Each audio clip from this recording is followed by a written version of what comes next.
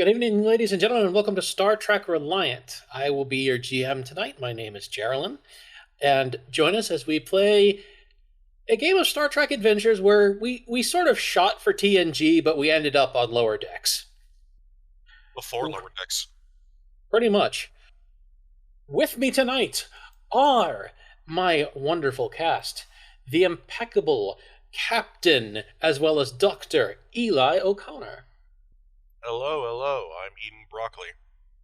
I'm sad. Well, some of us just don't like our vegetables. Admittedly, broccoli is not one of the better ones. Oh, I love it, it's all I have. With us tonight also is our Dino Bird researcher, Grawl. Yay, broccoli! I love those little trees. Joining us as our engineering support, we have our chief engineer, Rick Tier. I can make you a tree, but I think I'm more of a meat kind of person. Speaking of meat, our friendly pirate security and engineer expert, Jorog. I need to know two things. How big is it and how fast do you want it dead? And finally, but not least, our man out of time, utterly confused by most of us because we're all weird, D.B. Wells. Broccoli. I am the broccoli and don't know why. Well, it's good to see everybody's brain is firing on all cylinders.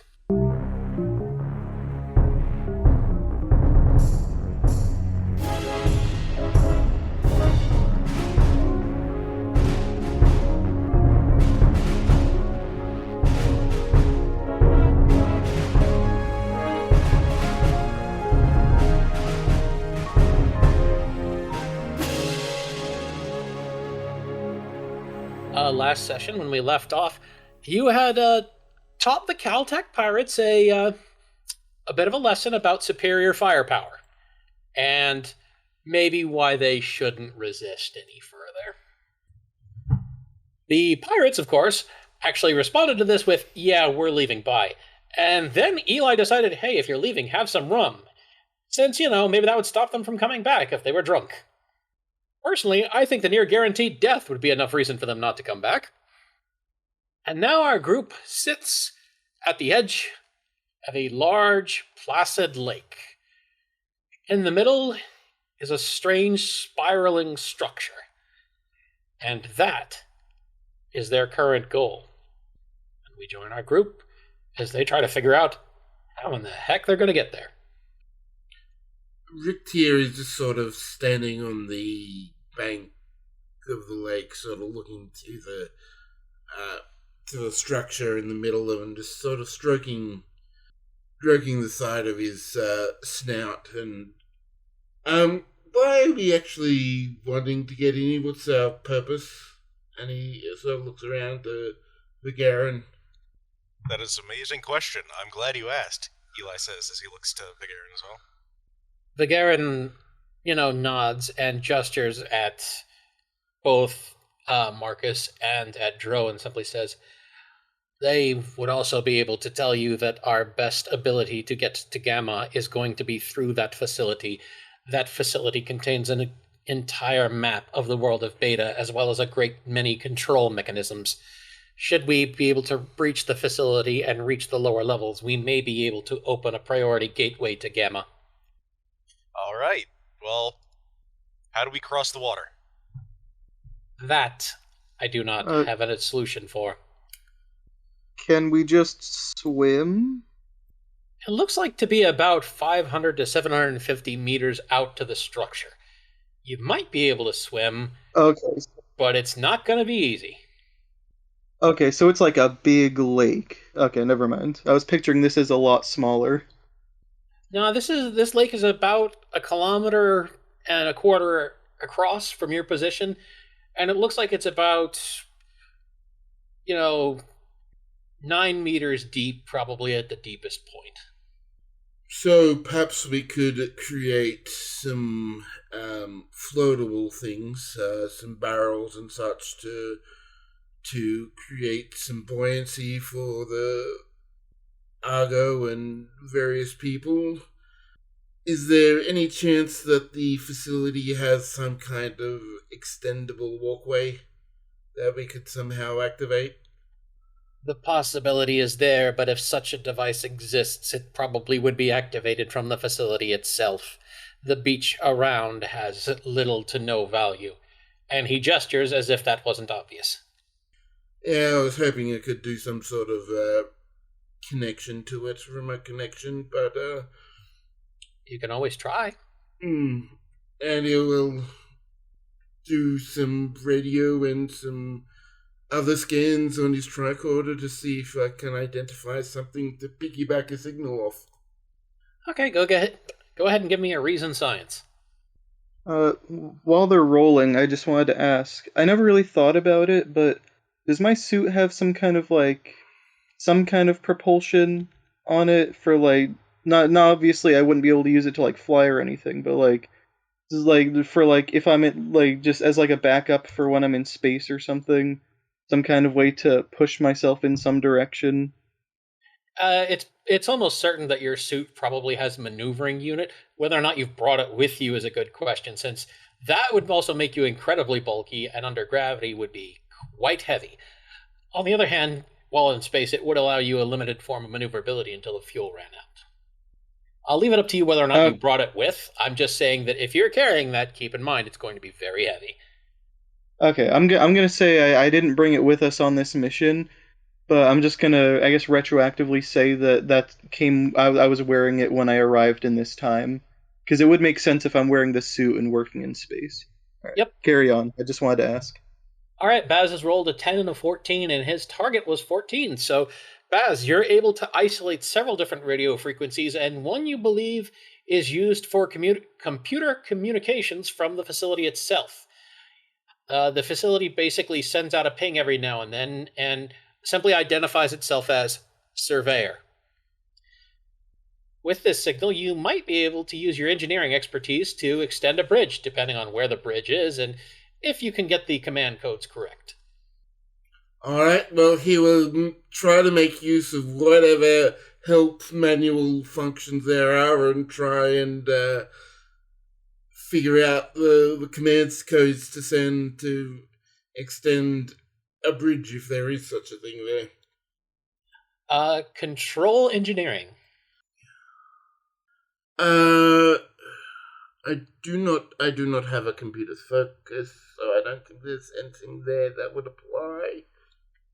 One success. You're able to access some of the facility's controls, you're able to open some doors, but you don't manage to find anything for a bridge.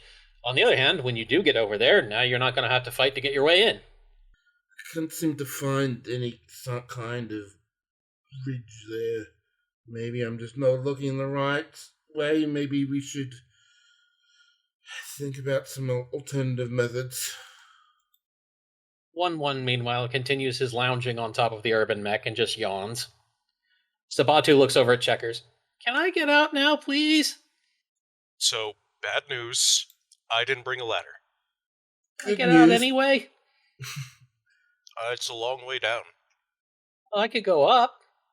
What? Yeah, we could potentially use the urban mech as a lifting mechanism. I sort of was more concentrated on the facility rather than, well, the jump jets this thing has. The jump jets probably would not be enough to get you across the entire lake. On the other hand, the lake is about 9 meters deep. The urban mech is about 9.5 meters tall. So if we were to ensure this was tightened up, it could work, but it would be fairly extensive modifications. Checkers, you already know the urban mech is waterproof. At best, when you get out of there, you'd have to drain some compartments, but you already know that the water poses no threat to your machine. Granted, whether or not you decide to share that fact is up to you. We'll keep that quiet for now. Alright, so meanwhile, Grawl is just up on top and just yawns with 1-1. Chorog, you're looking around for junk and stuff you can use to build a barge. Well, interestingly, there's a relatively large amount of stuff on a vehicle nearby. That vehicle is called the Argo, and it's got a lot of armor plating and stuff that you could probably use. Trelk's looking around at the Argo and thinks to himself, if I strip the armor down on this thing, I could make a barge. Pretty handily and make it float. You could? Or at least, you could try.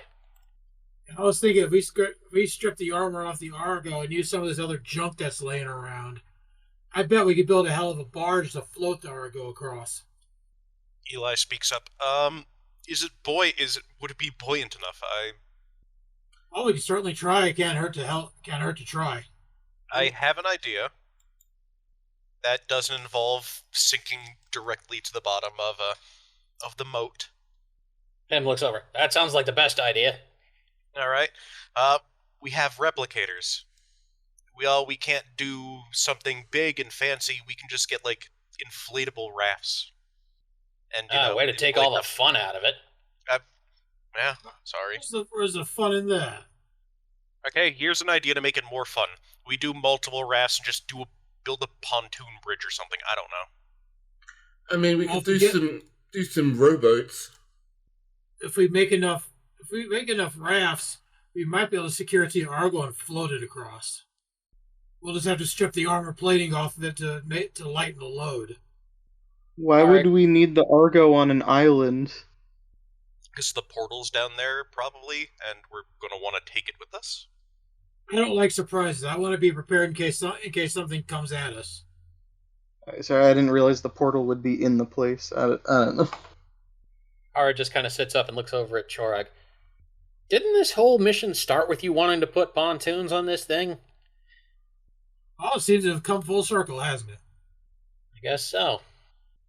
Meanwhile, up in the thing, Sabatu just kind of looks around and says, "Hey, they were talking about a replicator. Could you get him to replicate a ladder?" She asks Checkers. I mean, we have a replicator here, see? It only replicates whiskey. And, various smoked meats. I can see if we can replicate a rope. I'd really like to get down, please. Rick T will start to generate replicate a ladder for Sabatu. Once the ladder is ready, 1-1 comes down and then climbs up back over the urban mech with it in his mouth and anchors it. Sabatu just looks over at Checkers. Okay, it's been fun, but I'm leaving. Hurtful. She goes and opens the hatch and climbs onto the ladder and shuts the hatch, and then she just climbs down to the rest of the group. She looks very relieved to be back on solid ground. One of Sabatu's ears perks up. Do you hear that? Hear what? That is a good question.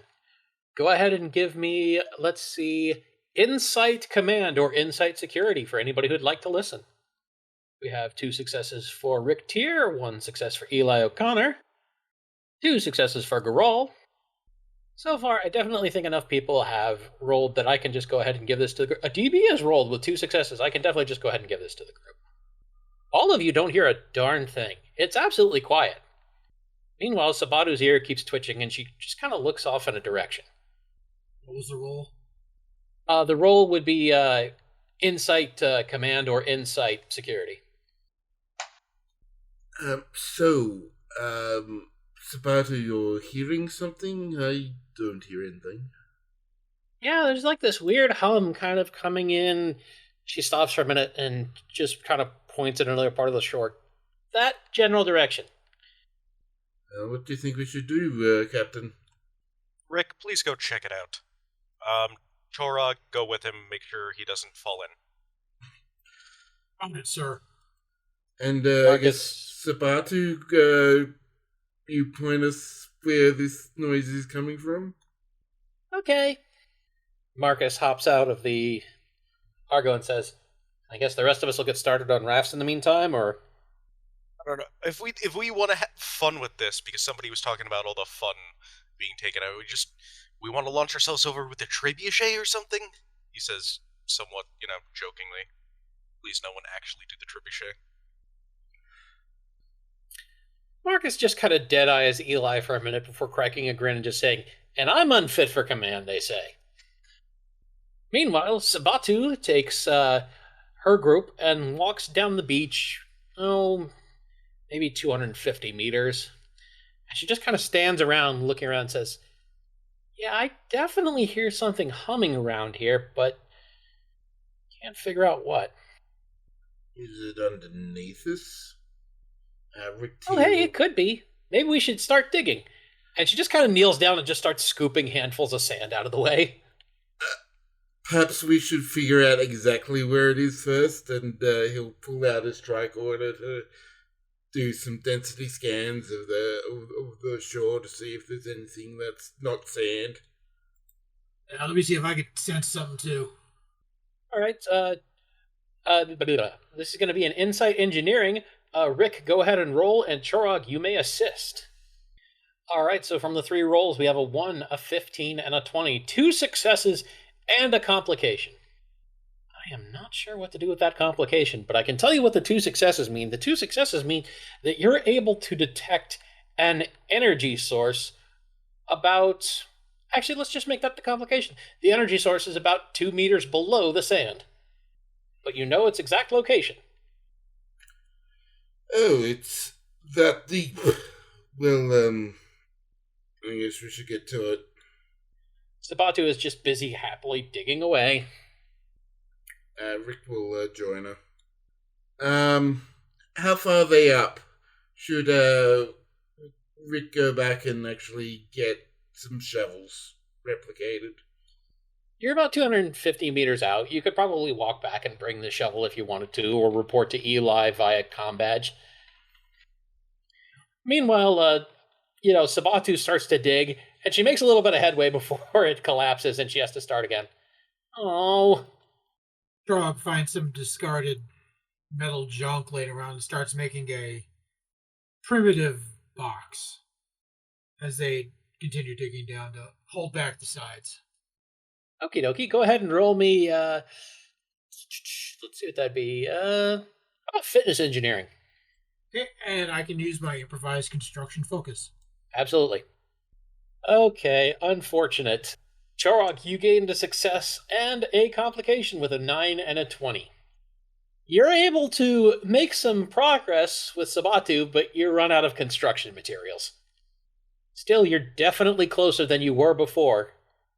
Trelk breaks out his scanner and starts scanning for the energy source, and he detects it. He also detects that it's modulating, which is never a good sign.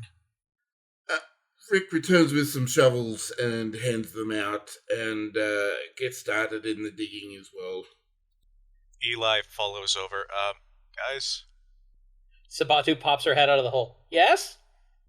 We have phasers. And? You can dig with phasers.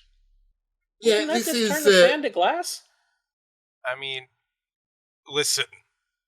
No, it doesn't. I'm just out of character a second. I'm just remembering the first episode of Star Trek Discovery where they're literally like in the desert and they use the phaser to dig a well. This is some kind of energy source. I'd rather not risk causing damage to it. If don't phaser phasers all the way down. Also, the closer we get to this thing, I'm reading a modulating energy source. I wouldn't attempt shooting any kind of energy particle weapon at it.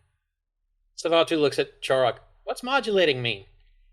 It means it's the frequency wibble wobbles. Chorog takes about his hand and starts to gently shake it. This is modulating. Oh, okay. Sabatu gets back to the sand and digs a bit more, and she makes a quick go of it. It's almost like the sand is moving out of her way. And at the bottom, what you find is part of a larger, piece of something else. But it looks like a large metal pad, and it looks like it's some sort of control panel. Hold up, Sabatu. Let me take a look at that. Okay. She backs up. Trelk looks at it. He's not recognizing the language on it, but he's kind of getting a sense of it's a locking mechanism for some kind of vault entrance. And there's an energy signature inside that he just doesn't like. Well, only one way to find out what it is.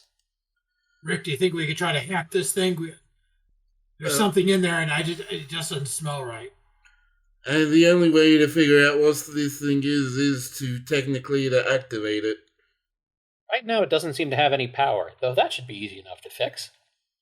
Sabato, I want you to get out of this hole in case something goes wrong. Okay. She reaches up and pulls herself out. With her fairly long arms, it's not that difficult for her. Well, we certainly do have some batteries stored up for still that we were thinking of selling. So we should be able to use that to try and connect it up and power it. Yeah, we can certainly do that. I'm pretty sure the battery's energy matrix should be able to vibe with this thing. Well, somebody'd like to power it on. Go ahead and give me a control engineering. Oh, would my mechanical tinkering come into play here? Sadly, no. This is electronic, not mechanical. I don't suppose the APS conduit would come into play on this one either. It would, because you're restoring power, so I'll let you have that. And what did you say it was? Control engineering? Control engineering. Oh, good lord. Oof. Okay, so we've got 1 success from Chorog and 3 from Rick. And you managed to power on the, control thing.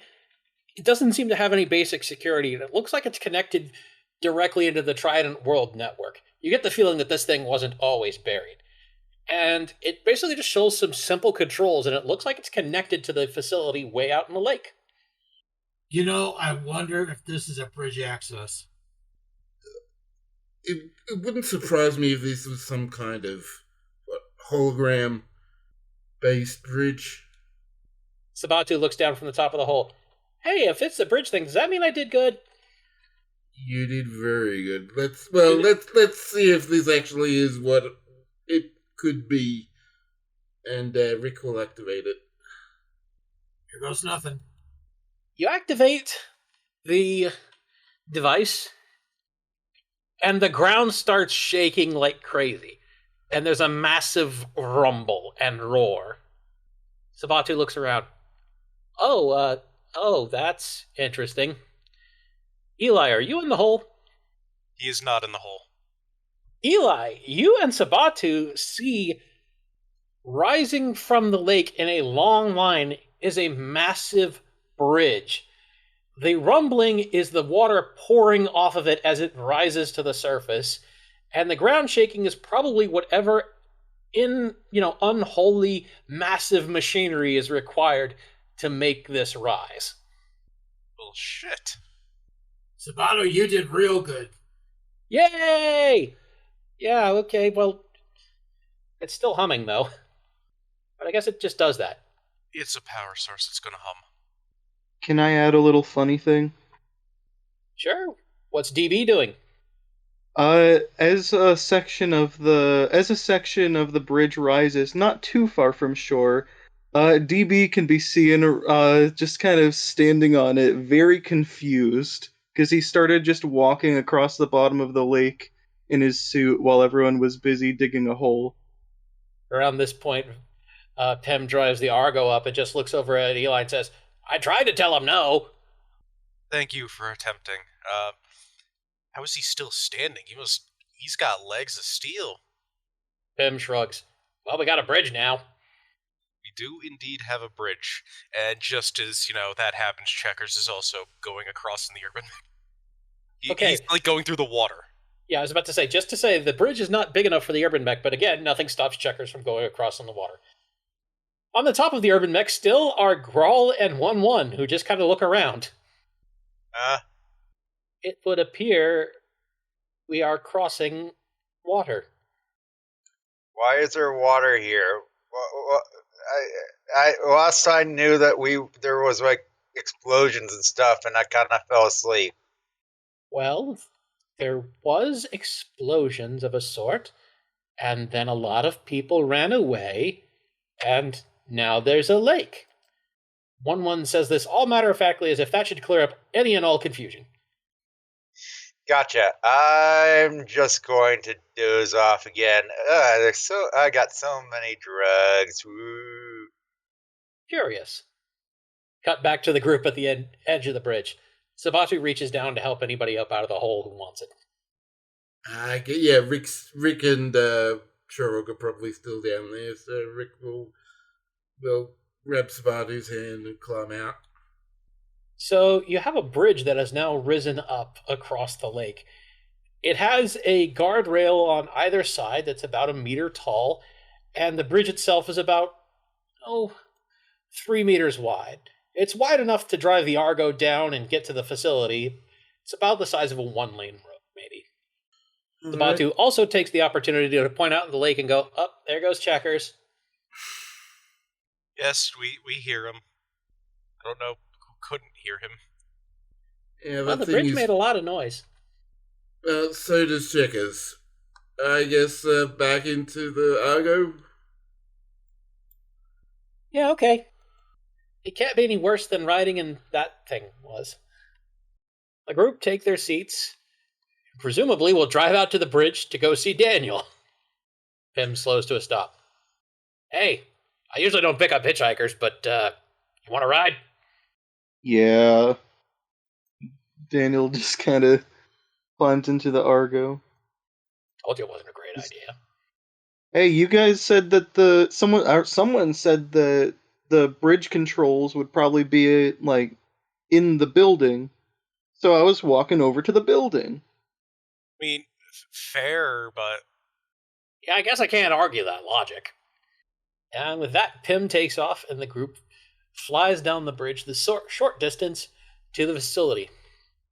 The facility itself is a large spiraling structure with a path along the outside about as large as the bridge was, although it lacks a safety rail. It looks like there's a door on this level, or they could travel up slightly and see what's up further on the structure. Rick will try and do a scan to see where like all the energy flows. See if we can find any like gate signatures or anything. Okay, go ahead and give me an insight engineering. And I'm going to scan to see if anyone's actually in there. So I'm scanning for life forms. Okay, go ahead and give me an insight science. I will use the momentum. Okie dokie. Oh, need to Okay. do one more dice. Forgot that. Alright, I can wait. So far, Rick has rolled an 18 and a 10, and he has one success. DB has rolled a 2 and a 15 and has one success. And Rick has rolled another success. Okay, in order. Rick, you can tell that there's a lot of power flowing to this particular facility, and it's all flowing downward. If you had to guess if there's anything important here, you're going to have to go down to get it and not up. DB, there are quite a few life forms within this facility. None of them match species that you're familiar with. There are, for instance, no Caltech. Can I tell if they're like big or like us sized kinda? Not with that roll, sadly. You just know that you don't know what they are and that you haven't seen them before. Okay. Oh, I guess oh, sorry. Yeah, you go. You Alright. I guess I turn to Rick and just say, okay, so there's a lot of something, someone, a lot of something's living in there. It's hard to really get a good reading through these walls. could be anything from little furry creatures to a whole lot of vines. One thing I know is that I don't think we've ever met any creature. I'll just go with that term. I don't think we've ever met any creature that so far that's in there. All the power runs down below, so the gate and any other of the major functions of the station will be down there, the control station. But if we do go up, then probably would have a good view, but everything's downstairs. I could try to get a reading on it with the infrared scanner on the gun. At least the kind of heat signatures we're talking about. Yeah, you could try to do that if you want. Nobody's tried the door either, I should point out. But at about this time, walking along one of the pathways around the outside from an area slightly around the facility is 1-1, carrying Grawl on his back.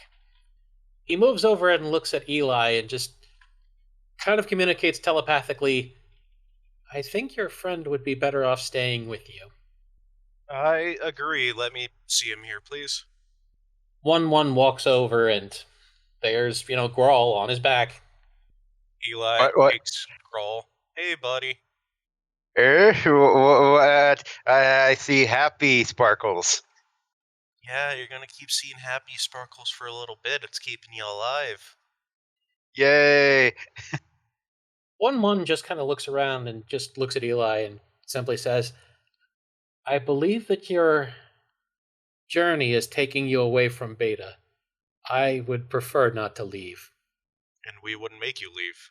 We would not make you leave. 1-1 just kind of puts his front paws down and just sort of bows down with his front half and simply says, I wish you good fortune. Should you come back, I will wait to hear of your tale. Until we see each other again, Eli says, returning the bow, still holding Quarrel. Goodbye, magic giraffe thing. Enjoy your great quest to do whatever and save the kingdoms. And with that, 1-1, the Beta Sphinx, starts going up the path towards the higher areas of the structure. Pim, at this point, looks back to Chorog and says, all right, so we're going to look for heat signatures. We're going to open the door. I'd rather see what's in there before you open the door and get surprised. Okay, do whatever your thing is. And Chorog, this would be Insight Science. Oh, this should be interesting.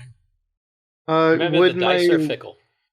could my scan for life forms count as an assist?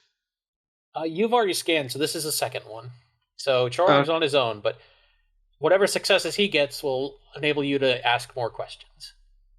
Chorog, you got a success. You get a general feeling for the way the life forms are distributed. It doesn't look like any of them are really clumped together. There's usually one here or there. Several of them are moving. There aren't any big groups. It looks just instead like this is probably just some sort of habitat for various critters.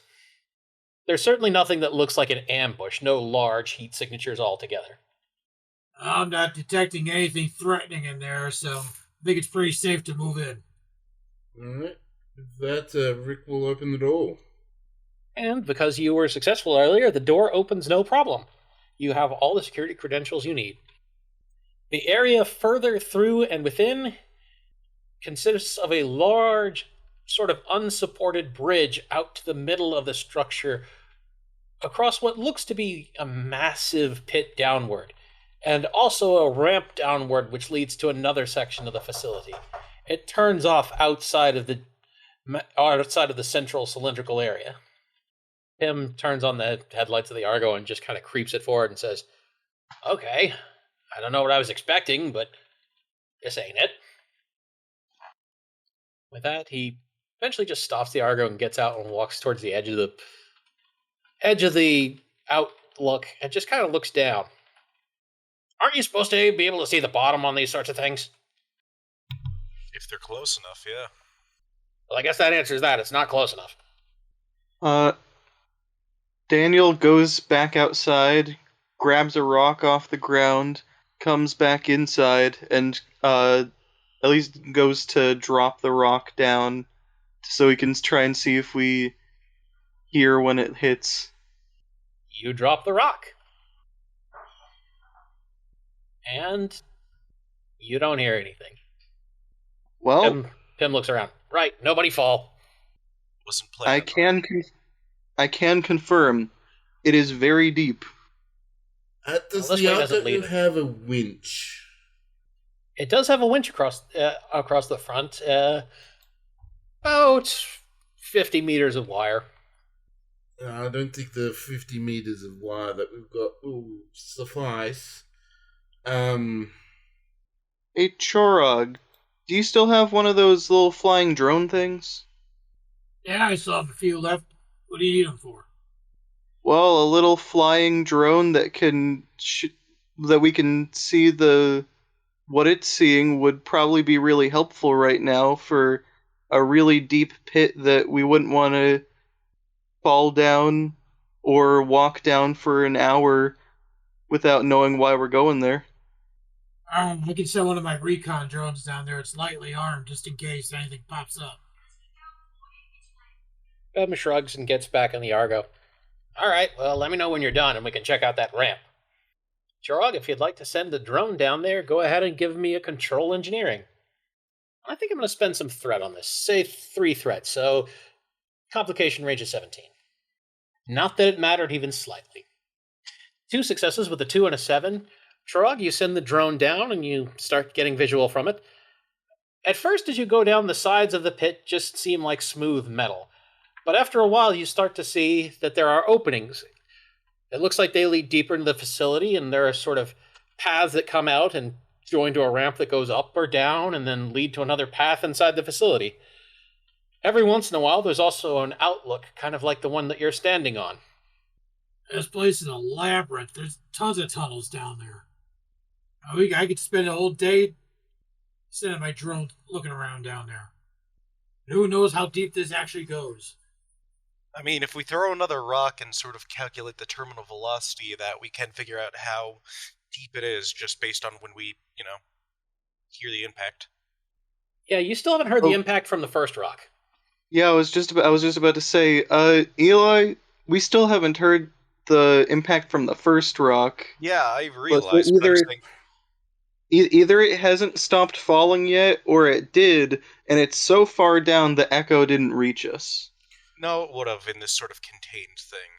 I'm thinking maybe there might be some kind of field that stops things from falling. That's like I'm not saying that's what's down there. I'm saying that's like best case scenario. There's like some kind of, I don't know what to call it, like a landing pad, so to say. So, just for my sake, are there like railings, paneling, like fences to prevent people from falling? There or not. Well, it is a recon drone. It does have a hollow scanner attached. I can program the drone to drop the hollow scanner and see what it sees as it falls. I could tie it into one of the computers on the Argo. We could do that. Sabato looks around. Does this place seem really dusty and old to anyone else? Extremely. Very. Okay, so it's not just me. Chirag taps the control pad and ties in the visual scanner to the Argo's main screen, and detaches the hollow emitter. It falls and begins capturing data as it falls. It falls about 3,000 meters before it hits one of the outcroppings and smashes. As the probe fell, it revealed multiple tunnels, landings, abandoned areas, very, very dusty abandoned areas. It also did pick up some kind of primitive control room before it crashed. Tim looks at the monitor there and says, okay, this thing goes down more than 3 kilometers. Look, if there's an end to this, I don't want to find it. Sorry. He does point to, the power source that Chora got on the way back. But I don't think we have to go any deeper than maybe there. Yes, if we can look on... Well, we do know the power's going down, so if we look on to that source, then we'll know how far we have to go down and, well, roughly what direction we need to take. Hopefully that'll be enough. That sounds about right. Did the probe thing that got dropped pick up a rock similar to the one I dropped before it was smashed? It would be difficult to tell. There are definitely other rocks down there. The facility is not in the greatest of repair. In fact, in some cases, some of the passages just have water pouring out of them. Okay. So, does Rick still have, has any coordinates, or is it just somewhere down here all the power's going? Between the scans you took before, the information you had from hacking into the facility, and Chorog's drone, you have a fairly good idea of where the control segment of this area is. It's about 50 meters down and about 20 meters clockwise from your current location. You don't know all the tunnels to get there, but you have a feeling that if you drove down the ramp and just kept careful track of where you were, you'd get there. All right. I'll sort of relay all that. I will keep track with getting my tricorder to keep track of our location in reference to where we are now, so that we can ensure that we don't go too far down. And I might be able to program these replicators to replicate sensor probes. We can leave behind us to track where we've been. Or be tracked. And be able to find our way out.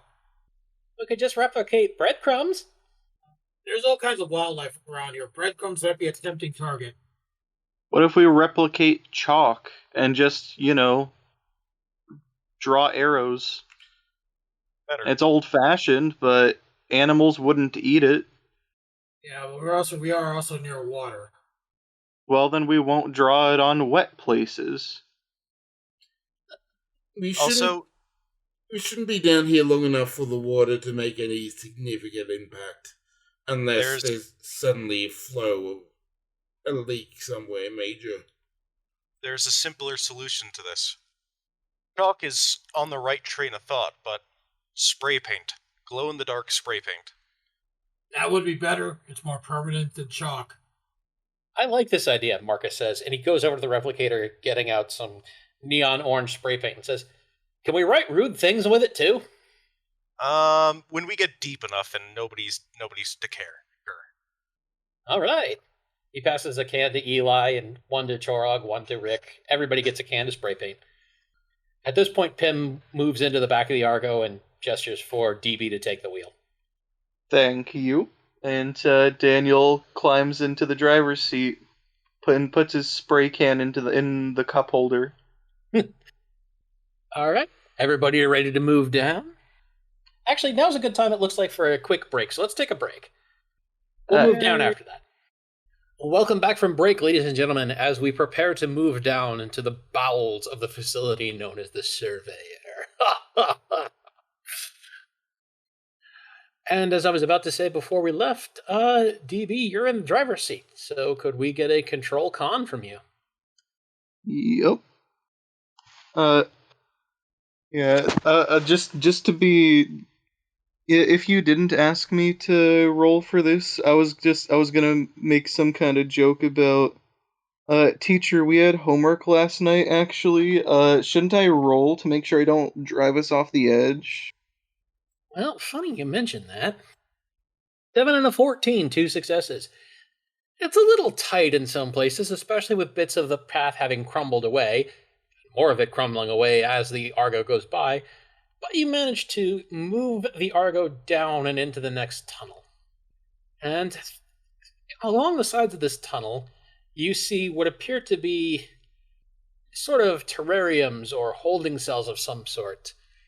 And the wheels of the Argo crunch over broken glass as you drive by, and the holding areas are empty, overgrown with lichens, moss, and grass. There are still grow lights inside them, but whatever else might have been in there is long gone. Turn the corner, down another hallway. Now there's a T intersection ahead. Down on the right side, the area is entirely caved in, and water slowly trickles out from around the rubble, running down into a drain. To the other side, it looks like it leads you back out to the central chamber, and it looks like it stops a short way out. The Argo drives up. Tim just gets out and says, "What, that's it?" Looks down. "Damn it!" I get out. Daniel gets out and looks over the edge to see if there's another path below us that's within winch range for the Argo. Could I get an insight command from everybody? Oh, that's good. Eli is locked in. Okay, Eli, you feel something strange before the rest of you hear it. And you end up looking across the way, and across from you across the entire facility on the other side of the gap, you hear someone applauding very slowly. And they walk out, standing across from you across the gap, and it's somebody wearing a large hat, a red coat, and with 6 eyes. Ah, this fucking guy. And you hear Captain Ethel yell, "So you finally made it! Well done!" Well done, lads. Well done. I'm surprised you found me. I mean, we weren't looking for you, but okay. No, you weren't. But I was looking for you. And he points across the entire way at Chorog. Well, you didn't get enough of an ass kicking the last time. I'm more than willing to give you another one. Last time you caught me by surprise. That won't be happening here. But I'm an honorable man, of course. And he gives a bow, sweeping his hat off. So, I'm going to offer you something useful in return for a duel. And he moves over to the side of the area and reaches a hand up and starts typing on a console. And after a moment, a pale blue energy bridge crosses the gap across the entire chasm, connecting the two sides. There. A nice bridge. And after I push you off of it, your friends will be free to continue onward. Korok, I have an order for you. How fast you want me to kill him? My order is bring me his fucking soul. I was hoping you'd say that. Nithel starts just walking out onto the bridge and he draws a sword and he simply says, "I'm going to enjoy killing you." Trog takes his coat off, pulls out his own sword that he had made. Oh, I'm gonna love this. Hey, Daniel, you like playing music, right? I mean, it's nice. Do you want me to put something on the radio, or? I have a song for you. No. I want you to put on "Stuck in the Middle with You" by Steeler's Wheel. I'm gonna enjoy this. I had a better suggestion, but okay. I guess. Wait, this is this more? Does the Argo have more than just a radio? Like, can I select songs? Yeah. Well, I mean, the scene I'm envisioning here is a scene from Reservoir Dogs. I guess it takes me a good minute to find the song, so you just hear me fiddling in the Argo, or just an extended period before the song starts to play, and Daniel pipes up saying, "Oh, I got it," and the song starts playing. By this point, Nethel has reached the middle of the bridge and simply yells out, "While we're young!" You better enjoy being young, because you ain't gonna be young much longer. Ah, yes, I do have such a long life ahead of me. Unlike you. Groika Soy pops up for a second and dazedly looks around and says to DB, "Hey, 1-1, 5 quatloos on the pirate," and then passes back out. Savatu looks at him. "1-1's not here. I don't know And my also- currency. Which pirate?" And also, yeah, never mind. Trog walks up to Nathal, his sword drawn, kind of dancing to the music a little bit. "I'll grant you the honor of the first strike. You won't find me quite so easy this time. And if you would like to begin to attack Nithel with your sword, give me a daring security." Okay, and I'm definitely using hand-to-hand combat here. Trog makes the first move, makes it count as he buries his sword in Nathal's foot. Actually, you do. Nithel moves a little too slowly to dance out of the way of that, and you actually just score him right through the foot, and he just said, "That's going to cost you." Not as much as it's about to cost you.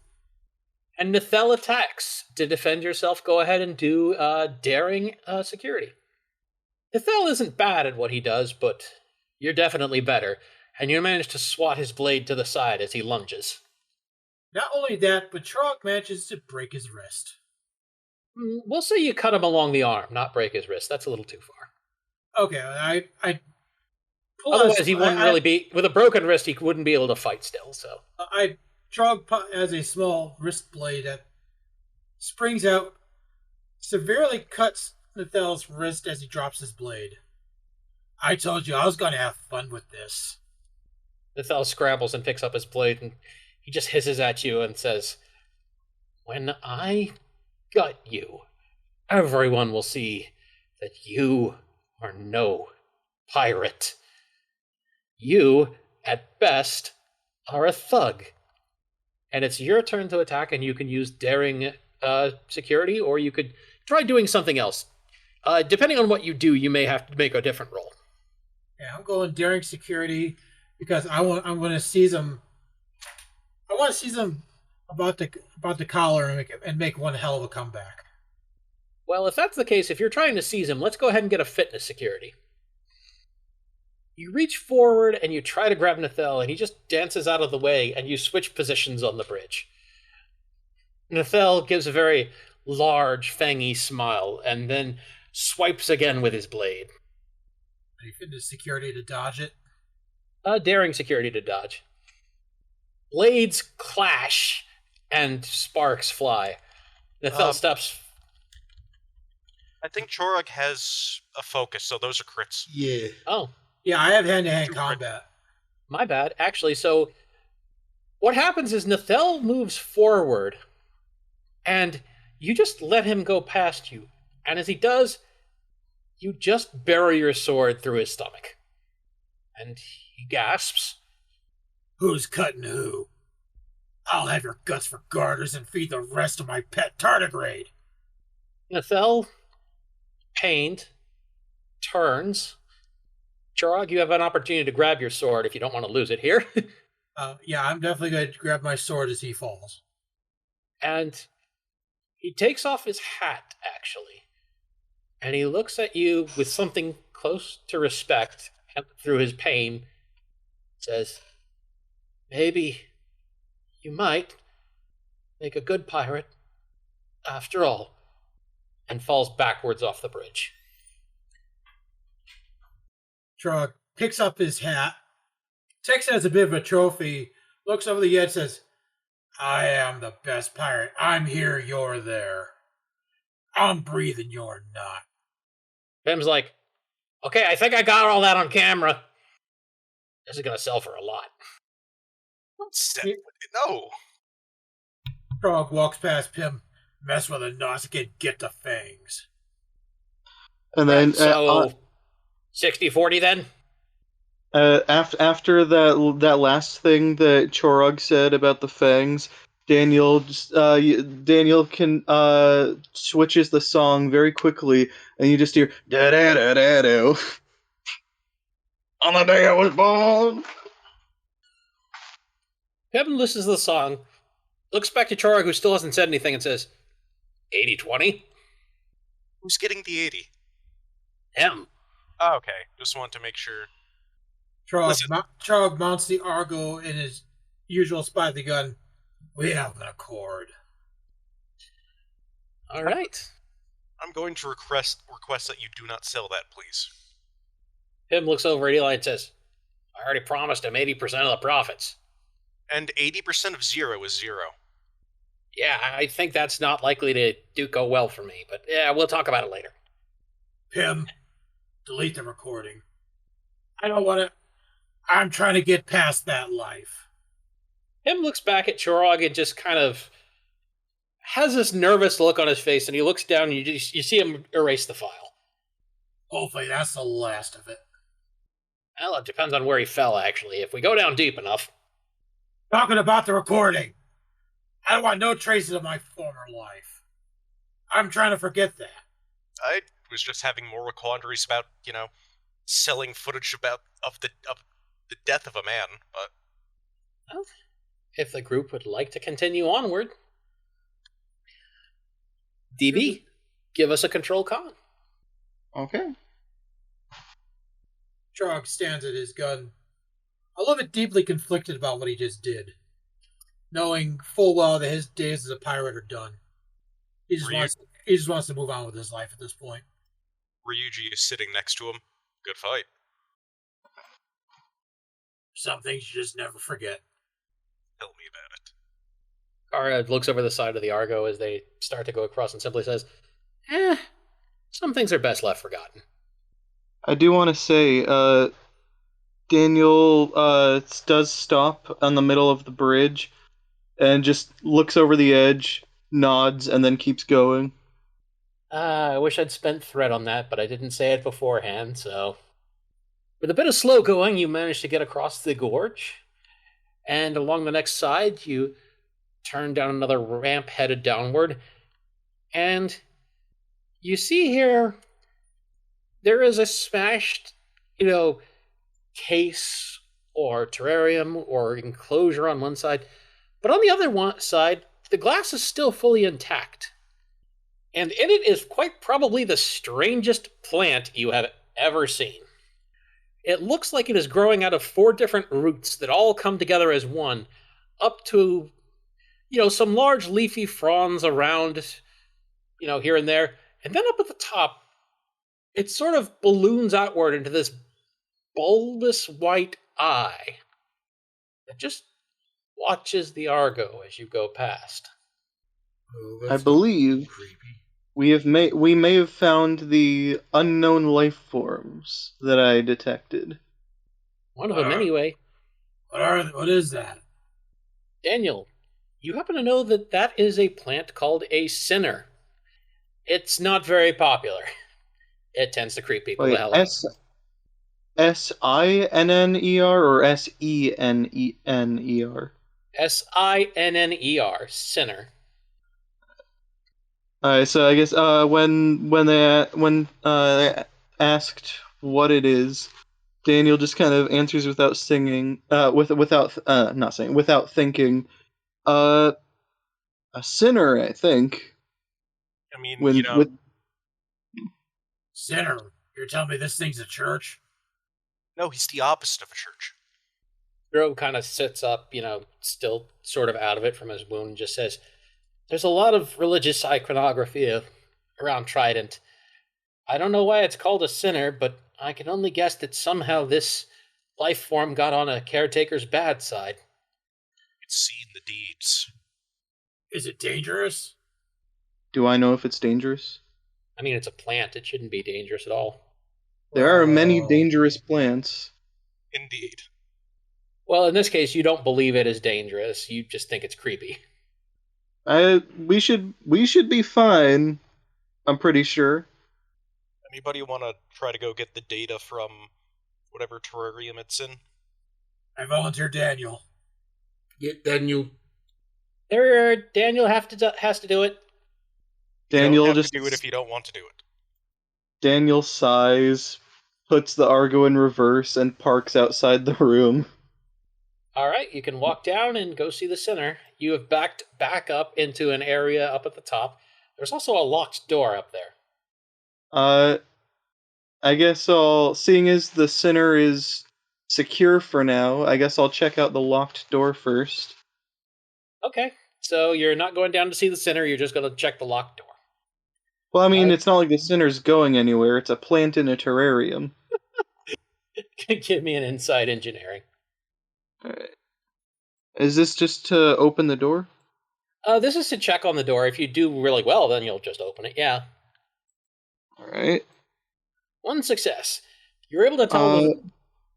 Never Do you mind. have a focus? I was just gonna ask you. I was gonna ask, but I'm assuming something like metalworking wouldn't apply. No, not really. That's more for when you're actually smithing or making something. Or when you need to figure out metallurgy in general. Yeah, I was yeah. So you're able to tell that the door is locked, and it's not a very complex lock. You could probably either blow it open or just have Rick hack it. Could I try to hack it? You could.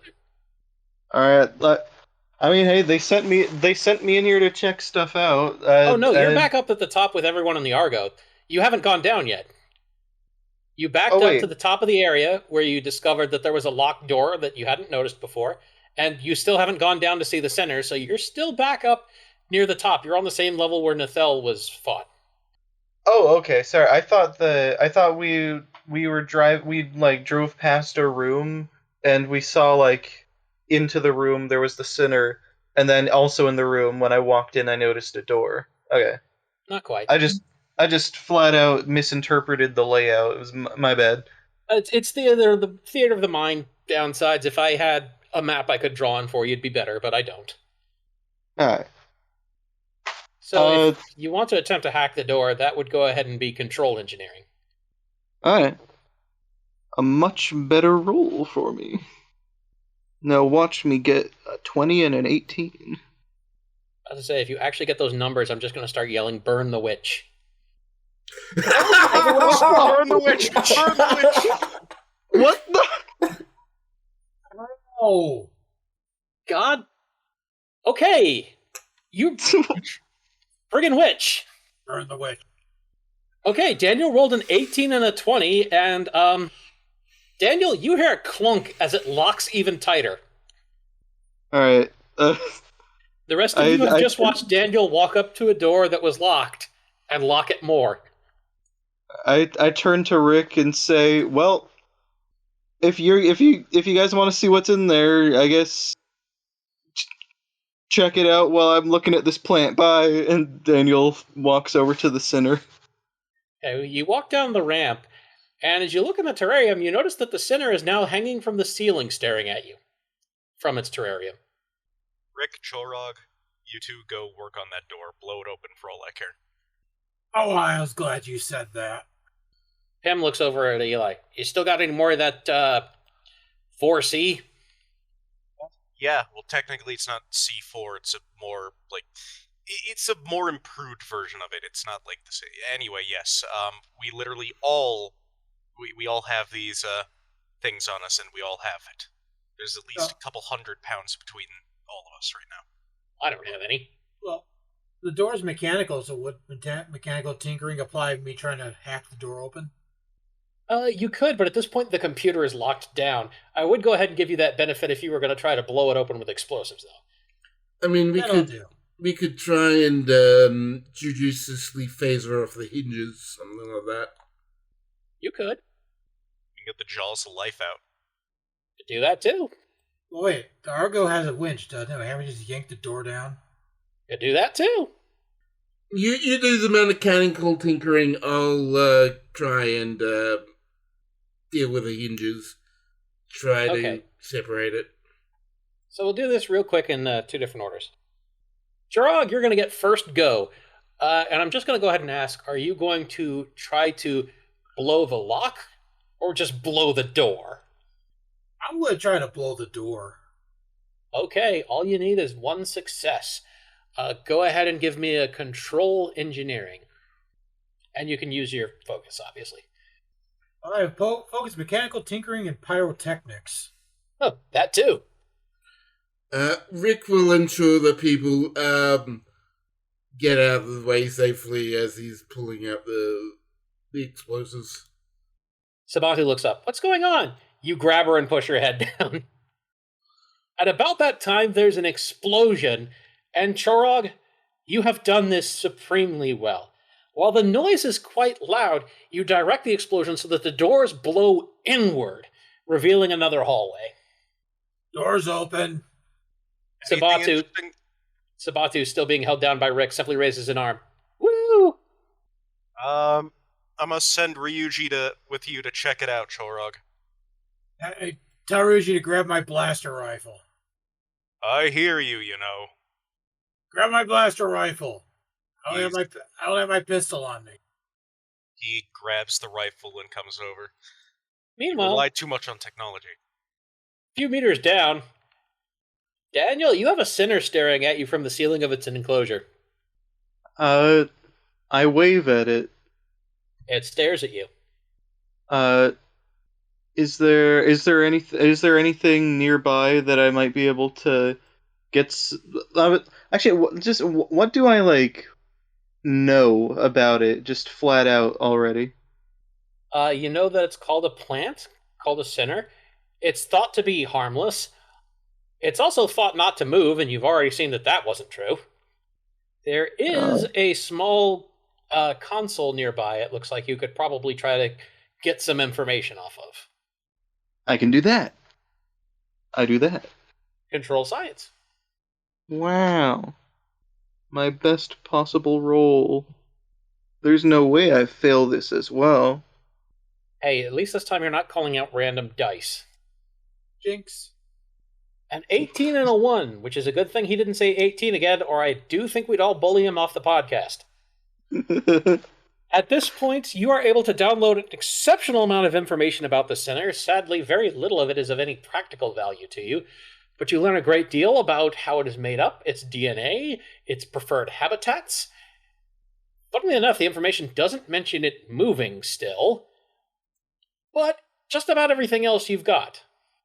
Meanwhile, it continues to stare at you. I stare back, and this time I lift up my visor, so for direct eye contact through the glass, and I just kind of ask it out loud. Can you hear?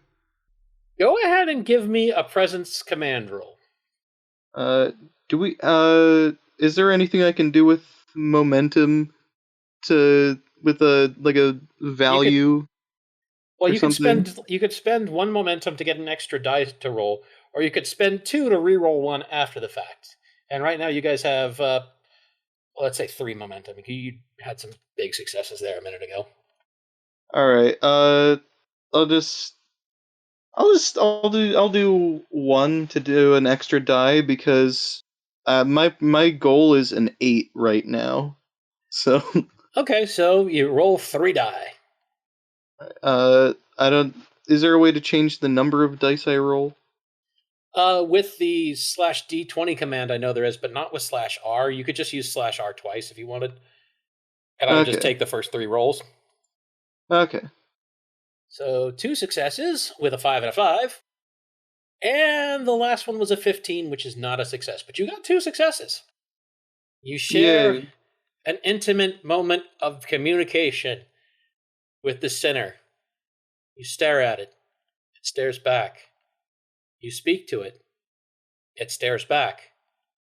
After a moment, you realize you're talking to a plant. Well, a plant with an eyeball that can move. The center stares at you. Is there? You know what? Is there like a way to open the terrarium? Not that you can see, but various other ones have been, broken open. You know what? Fuck it. I'm gonna try to find something that can break some like glass in like the corner of the terrarium.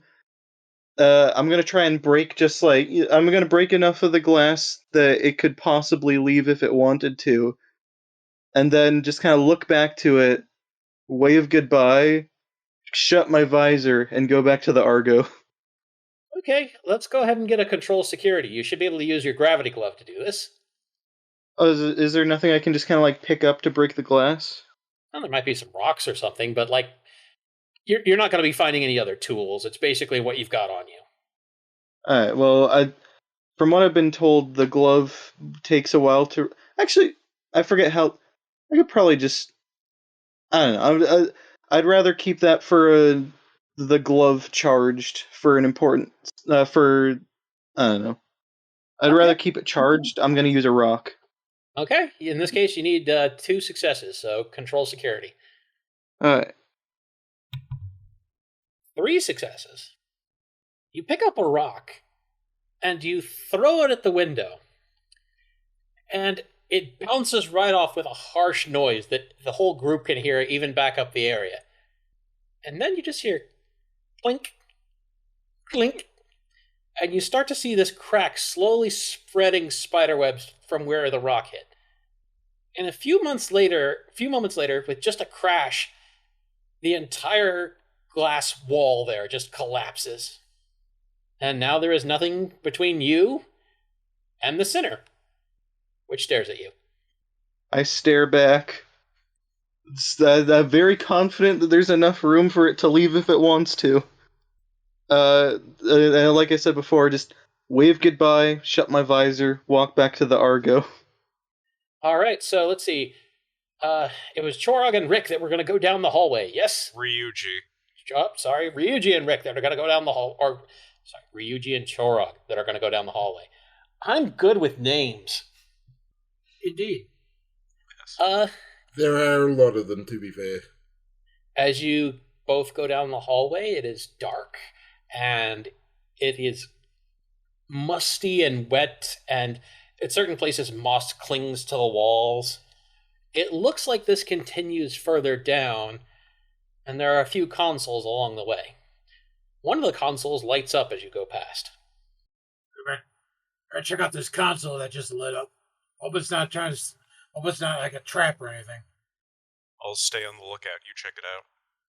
Trelk walks over to the console and begins to scan it. All right, Chirag, as you do that, Ryuji, you hear a thump from down the hallway in the shadows. Trelk swings head. What was that? I'll check it out, he says, putting one hand on his sword scabbard, the other on the hilt, and he slowly approaches it cautiously.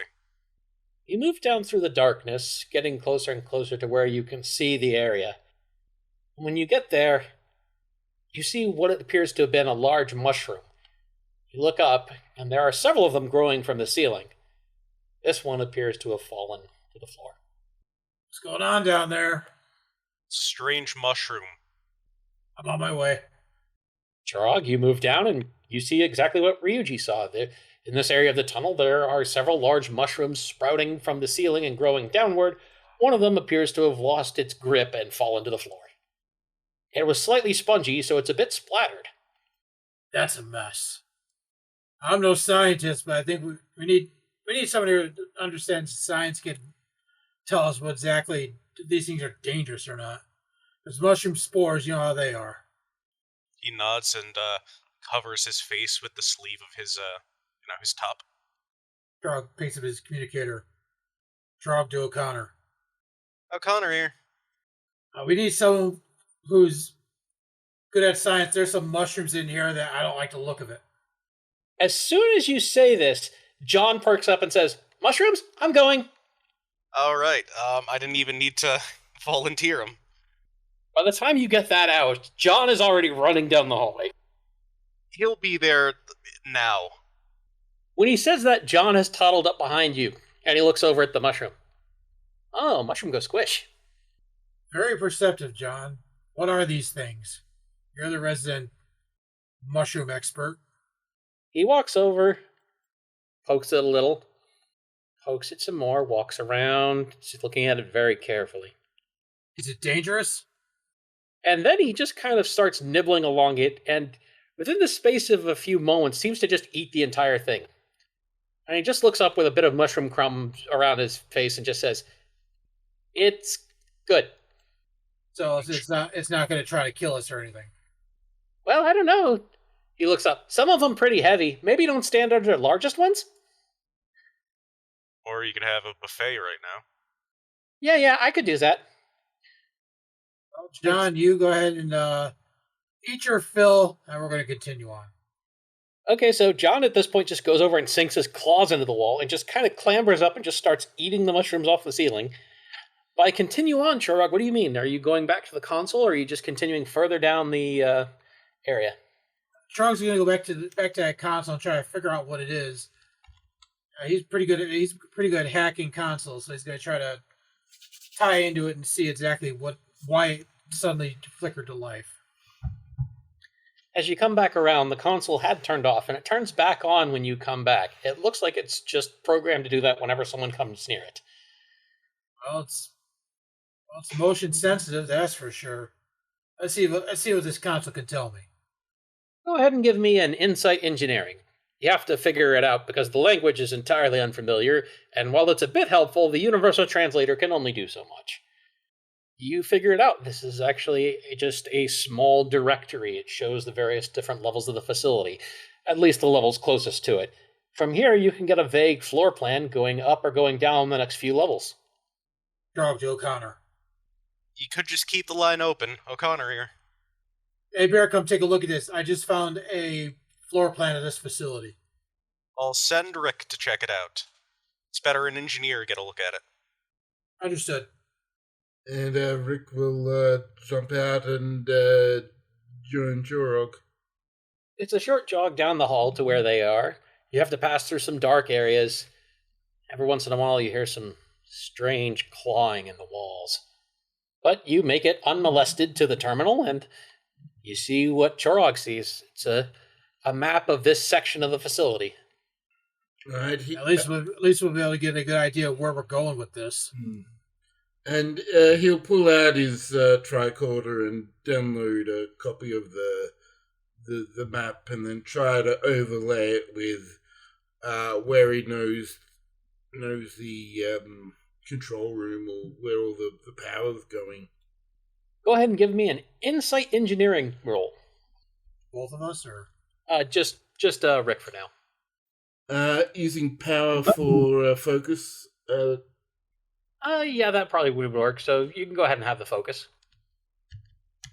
By the way, while they're rolling, just thought I'd ask, who's been marking our where we've been going with the paint so Rick has, yeah. You haven't gone terribly far, but Rick's been doing it, and every once in a while, John's been drawing smiley faces. Yeah, in the middle of my sentence, I realized we basically just crossed a bridge and that's all. So, by overlaying everything you can get from the sensors that you've seen, as well as Chorog's recon data from earlier and everything else you have, Rick, you're not only able to figure out where the power source is, but you're able to plot a path down through it. There are a couple locked doors in your way, but if you can get through those, it's the shortest possible path. Several other tunnels you know are either flooded or collapsed. Alright, well, with the map and our destination, we've got a good plot. We should be able to get there relatively easily. There's doors we'll have to bypass, but nothing too bad. At this point, John waddles up to, the console. Too many mushrooms. He kind of just thumps against it. Not hungry anymore. I should say not, John. There's only probably 80 mushrooms growing on that ceiling. None now. Let's... You'll be okay to walk, John? Oh yeah, just maybe nap soon. Let's get you back to the Argo so you can take it. Group heads back to the Argo. For now, the easiest path downward, it looks like, is going to be past the enclosure where the sinner was last spotted.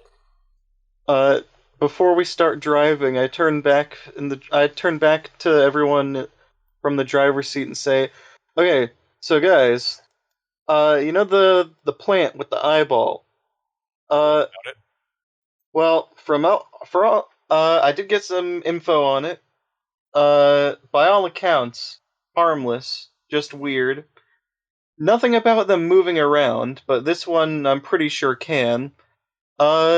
I broke the glass, so it can leave if it wants to, and I'm hoping that the only thing weird about it is that it can move." Eli blinks and just deadpan stares at him. You what? Well, if it is harmless, who are we to leave it to rot for eternity? I mean, fair enough, but you could have set up some kind of delayed charge and had it go off when we're not here. Also, if it can move around, we don't know if that's an invasive species. That could hurt a lot of things. From the information I got and what's in my head, do I know if they're typically invasive? You know that for Trident, the very idea of invasive is kind of meaningless. I just say, and Daniel just says, it'll be fine. I have a bad feeling about this. Especially if it can move. It might be mutated, evolved, or an experiment. Just what we need. Creepy eyeball plants following us now. Just have your phases ready and know where it'll come up. Daniel starts driving the Argo and just kind of says, "Well, if it was a locked up for evolving, then whoever made this place doesn't like natural evolution." I mean, it could have evolved while stuck in there. That's what I meant. That's what looks up. Maybe. Evolving within a single lifetime isn't possible. What you're talking about is metamorphosis. Listen, I'm giving a basic... I know. Plus, we don't know if it's been there a single lifetime. That could just be one of many. Was Tim there looks any over. of? Well, if there is one of many, I wonder how many of them got out before now anyway. We did see a lot of terrariums that were broken on our way down here. Yeah, I'm starting to have a real bad feeling about that, even more so now. Does Daniel I drive? mean, Sorry, if say again, if there Daniel? are, as I was just saying, hey, if there are more and they are not great, maybe this one will remember my kindness and vouch for us. If not, everyone get your eye poking fingers ready. So the group is in the Argo. The Argo turns and goes down the ramp past the enclosures from before. Everyone now can see the one that Daniel shattered. The light in it blinks on and off haphazardly, and there's a set of massive claw marks gouged in the metal across the back of it. Were those there before? No, they were not. Wait, were the claw marks? Across the back of the enclosure. Oh. That's not good. Did we hear anything clawing into metal from a few yards away in this large echoey area? No, Hey, wait a you minute. did not. Rick, you said you heard some clawing sounds in that tunnel. Oh, You did, what- Rick, but that was in that tunnel, not through here. I mean, that we were a fair distance away, and did it get through the walls somehow and find its way through the maintenance tunnels or whatever vents? What the server going on behind here? I better use the infrared scanner on the gun to check. Pim just looks around. Hey, I've got an idea. Let's drive faster. I'm of the mind of Pim with this. Ryuji grunts in affirmative. Also, where's Checkers? Probably off doing checkers things. Where is Checkers? Let's go ahead and cover that, and that'll be the last thing we do for the evening. Checkers is still outside. He's made it to the other side of the island, and he doesn't know what to do, so he just uses his jump jets to get as high as he can, just for the view for now. There's no real place to land, but as your jump jets churn the water and send the mech skyward, you notice 1-1 sitting on the top of the structure looking around. It looks up as the urban mech goes up, and then follows you with its eyes as you go down and splash down into the water. And I think we'll call it there for the night. Everybody have fun? Yes. Scared. Yep. I'm deeply scared. And don't forget, everyone, send email if you're scared of the sinner as well to Reliant at starbaseugc.com. That's Reliant at starbaseugc.com. Oh, I'm sure it's just a name. Everything should be fine. Good Night, night. everybody. Good night, sinners. Good night.